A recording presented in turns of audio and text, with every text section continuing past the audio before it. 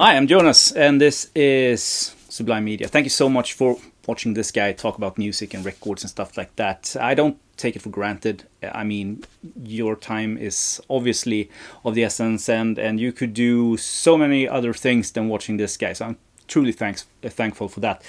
I have the fourth installment for you here of songs in my collection that I think is 11 out of 10, and that you probably haven't heard.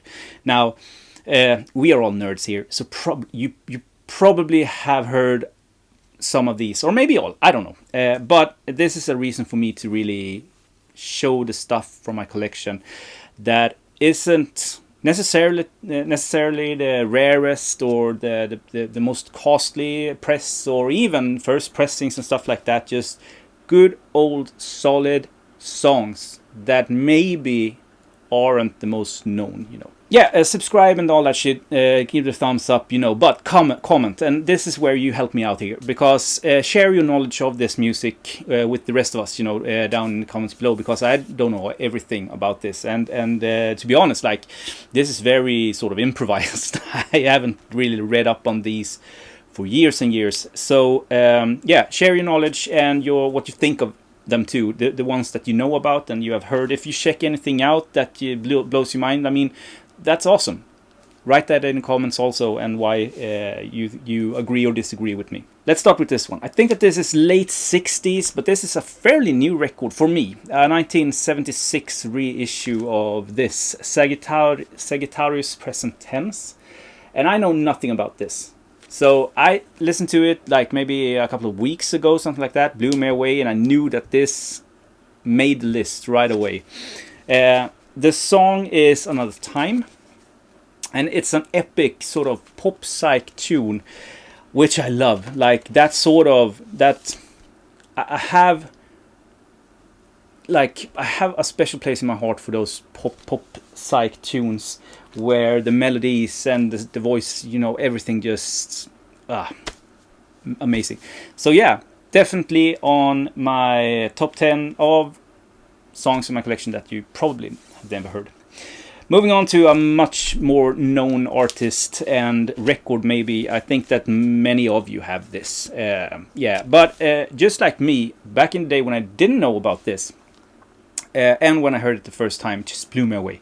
Like, man, what a song and what a record. I was so glad because I bought it dirt cheap on a record fair because I liked the cover, And I went home, blew me away. I played it for my buddy, and he started to look for the record. He just needed it too. And what am I talking about? Well, this is from beginning of 70s. Let's just say that. And it's Link Wray.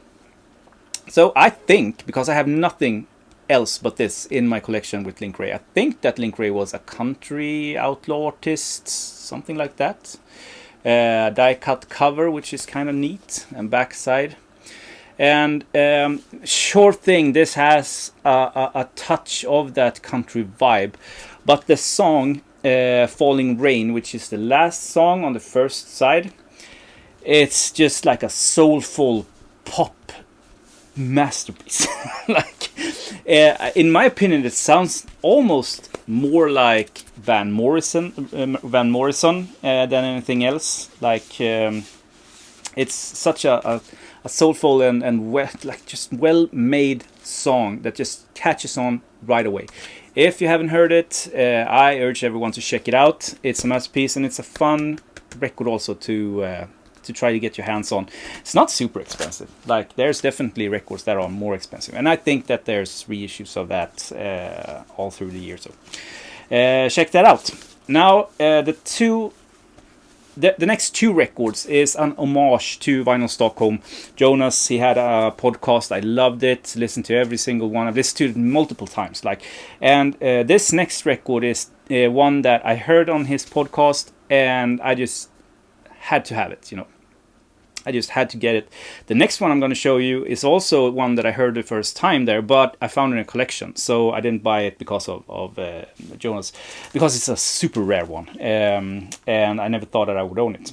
But going back to this first one, I listened to his podcast. This is a folk tune in the more traditional vein, and I had no idea about sort of this artist, that she did this kind of music, and had no idea about this record at all. I heard that song and just blew me away. The rest of the record is also very, very good, but this particular song is just like an 11 out of 10 in my opinion. And I'm talking about Shirley Collins and the Albino Country Band, which is like the who's who of British folk, I think. A lot of Lowell Coxhill jazz guy. Anyway, so, and the song that I'm talking about is the last song on the first side, Murder of Maria Martin. A beautiful, beautiful song. Haunting. I mean, the words is like listening to a novel. I think it's a traditional song, a traditional like murder song or something like that. And I think this is a first press on the Pegasus label. I don't think it's been reissued. Maybe, but I mean, it's not one of those commercial records, so maybe you have to get the original press. It's not super expensive, a little bit, but not too much. And if you're into folk and that sort of stuff, that's a no-brainer in my opinion. It's a great one. So yeah, definitely an 11 out of 10 in my opinion, which gets us to the next one, the one that I heard the first time on Jonas' podcast, and I looked it up, and the original press was just like way too expensive. I would never get that one, and I looked for, there was one reissue I think, so I bought that, and I had that for a few years before this turned out in a collection. And yeah, I'm so glad that I actually have an original first press of this. It's amazing. But as I said, there's reissues of it, and even if they're not out today, I think you can get them on the used market, like on Discogs and or anything like that. Hopefully not, YouTube won't ban me for showing this. And the song I'm talking about is the first one, called The River, which starts off a little bit poppy, but then the fuzz guitar kicks in and just melts your brain and mind. So if you don't know, check it out. Not only one of the coolest cover artworks ever, but one of the best songs ever recorded also, in my opinion. Yeah, moving on. The next one. This is an Icelandic record. There's so much good music that came out from Iceland. Not only Svanfríður, which I showed in my first, I think, episode, or Björk, obviously. I mean, she took over the world when she came out. But a lot of other things. I think that these two guys, they were in different bands, and I think that in this constellation, maybe they did 2 or 3 records, something like that. This is the only one I've heard. I sort of bought it because I heard the song, and then I ordered it on Discogs. Came with a pretty beat cover, but the vinyl is in great condition, so I'm pretty happy with it. And when I bought it 5 years, I looked this up 5 years ago. When I bought it, it cost like 15 euro, maybe 12, 15 euro. Now maybe it's a 40, 50, 60 euro record, something like that. So it definitely have gone up in price, and in my opinion, because of the artists, the cover artwork, and especially the music and the songs, this hasn't seen the top of the value, pile yet. So if you want one of these, like in my opinion at least, if you like it, get it now, not later. And I'm talking about Magnus and Johan. Magnus and Johan, self-titled record. Yeah, don't know what to say more. Those two guys went into the studio in 1970 something. Yeah, you see, this is all improvised. So yeah, I haven't done anything more than just pull these. So yeah, beginning of 70s, I think, 72, 73, something like that. Yeah, just two guys going in and banging it out in the studio. The first song is the song that I'm just like, and it just builds and builds. It's called Mary Jane. First song, first side. I mean, it's the first thing that you get exposed to when you drop the needle. When I first heard it, the needle dropped, and I first heard it, or when I sampled it online. I thought that, okay, so this is a cheap early Bee Gees knockoff with sort of that harmonies and fragile voice, you know. But then the instruments comes in and the flow starts, you know, and lo and behold, like, this is maybe you can be remembered of early Bee Gees, like, but it definitely grows to something of its own. Magnificent piece of music, like Magnus and Johan, Mary Jane, great one. Check it out. The next one is one that I've talked about many times because I feel like I'm a little bit alone about this, so I'm trying to get everyone into this record.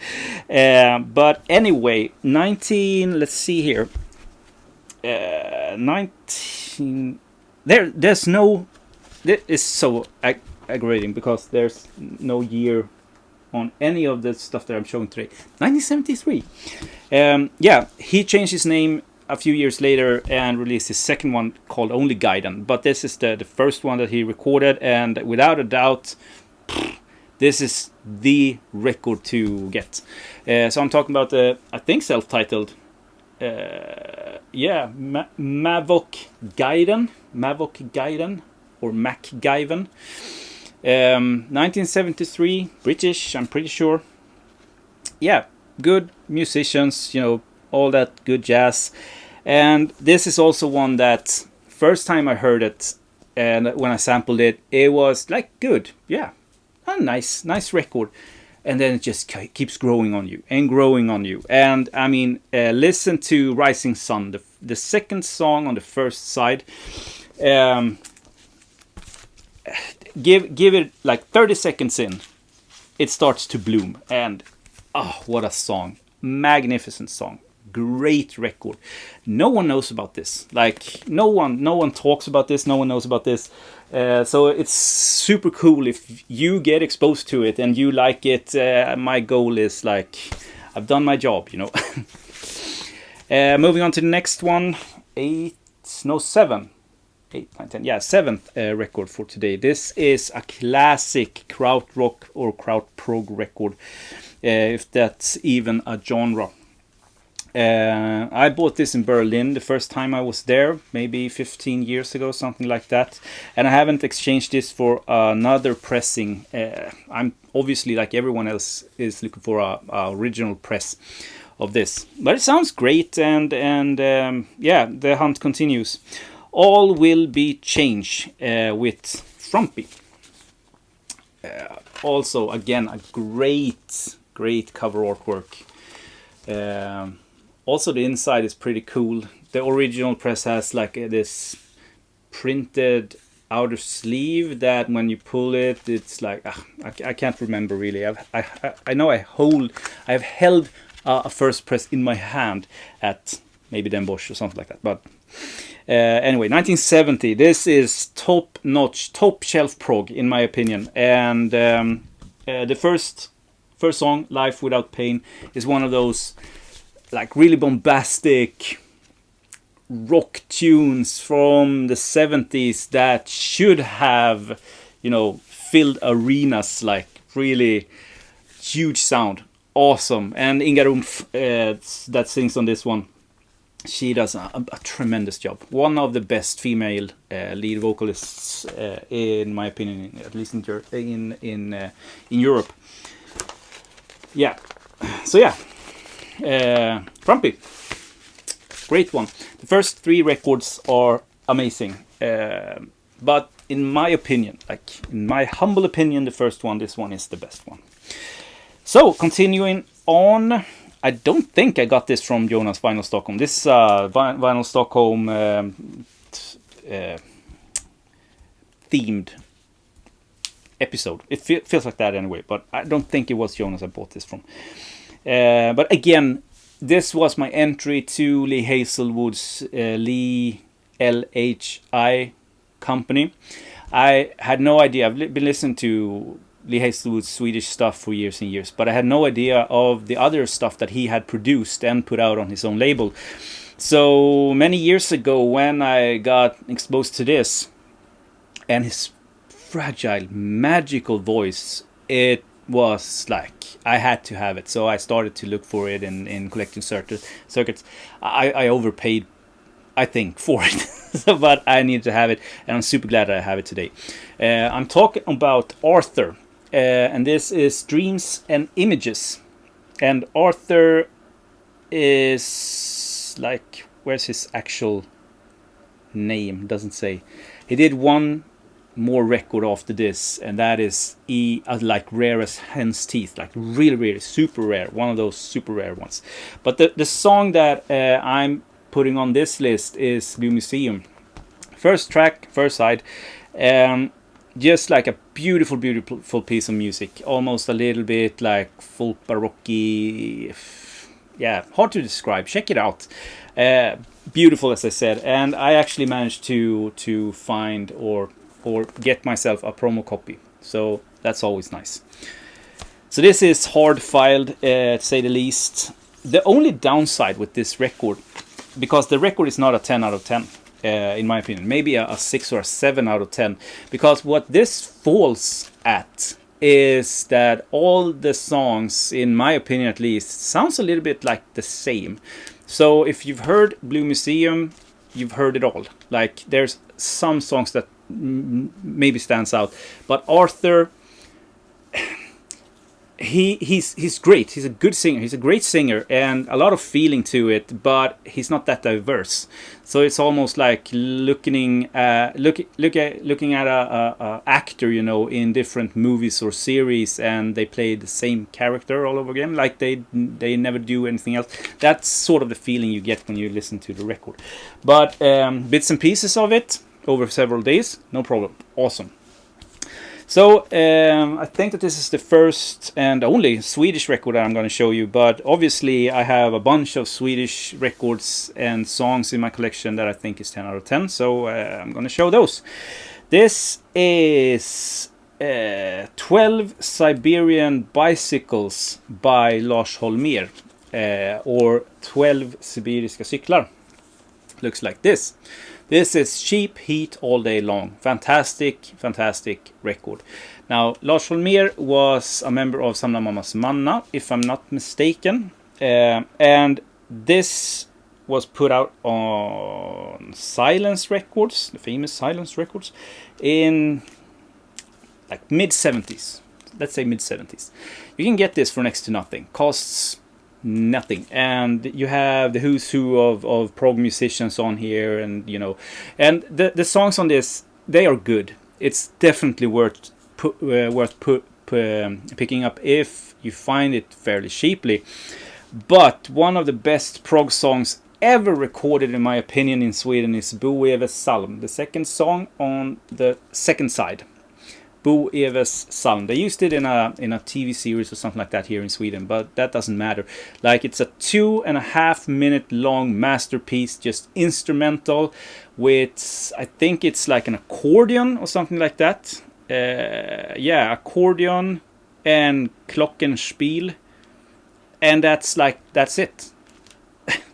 And it's some of the most beautiful music you've ever heard. It's like a modern classical masterpiece. Like Bo Eves Psalm, check it out if you're into that Scandinavian Swedish prog vibe. I think you will like it. And last but definitely not least, this is my jazz entry for today. The original press came out in 1973, I think. It's with a completely different cover, 1974, on the Tribal label. I've always thought that this is a free jazz record, but I don't think it's labeled as a free jazz record. Maybe more towards the free soul jazz. Anyway, I've had this for a while, for many years now, and it's one of my favorite jazz albums. It's hard to pick one song because it's almost like a suite, you know, the entire thing. But the first song on the first side that just sets it all off, like it's an 8-minute song, I think, is Space Odyssey. I'm talking about Marcus Belgrave's Gemini 2. And as I said, the original press has a completely different black and white cover. But this is kind of cool too. So yeah, there's the guy there. And there's the song, Space Odyssey. I think it's like 8-9 minutes long. It's definitely a spiritual jazz tune that starts off extremely cautious and builds and yeah, playing, music, everything fantastic. One of my favorite jazz records of all time. So if you want to check the entire record out, I won't hold you back. So yeah, that's it. I hope you enjoyed that. 10 records with 10 songs. That is some of my favorite songs in my collection. 11 out of 10 in my opinion, and pretty obscure, so you probably haven't heard them. So yeah, remember to comment, and I'll talk to you in my next video. Great day, everyone.